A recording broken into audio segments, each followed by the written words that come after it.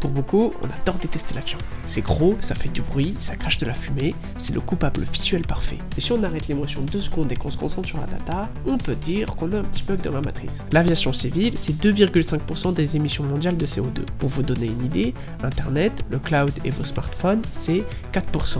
L'industrie textile, la mode, c'est 10%. Pourtant, personne ne culpabilise d'acheter un jean ou de scroller sur TikTok. Bon, bien évidemment, 2,5% c'est énorme, ça représente des millions de tonnes de CO2.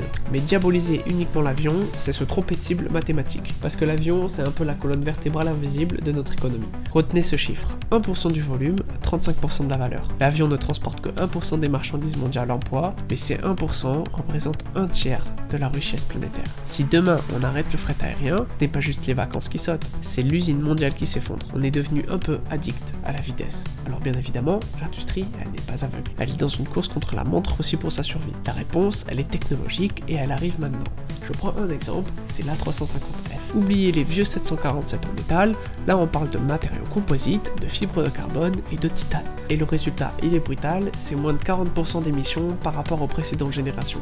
D'ailleurs, c'est un saut d'efficacité qu'on ne voit nulle part ailleurs dans l'industrie. Les avions, ils deviennent des monstres d'optimisation. Le truc, c'est qu'au final, l'avion, c'est un peu un paradoxe. C'est la machine la plus optimisée au monde, mais c'est aussi le symbole d'une humanité qui refuse de ralentir. On peut blâmer Boeing ou Airbus, mais il ne faut qu'on réponde à notre demande. La technologie avec l'A350F va faire sa part du job, elle va réduire la facture carbone. Mais la vraie question, celle qui dérange, ce n'est pas comment faire des avions plus propres, c'est sommes-nous capables, en tant qu'espèce, d'accepter que tout ne soit pas immédiat. Et ça, aucun ingénieur ne pourra résoudre le problème à notre place.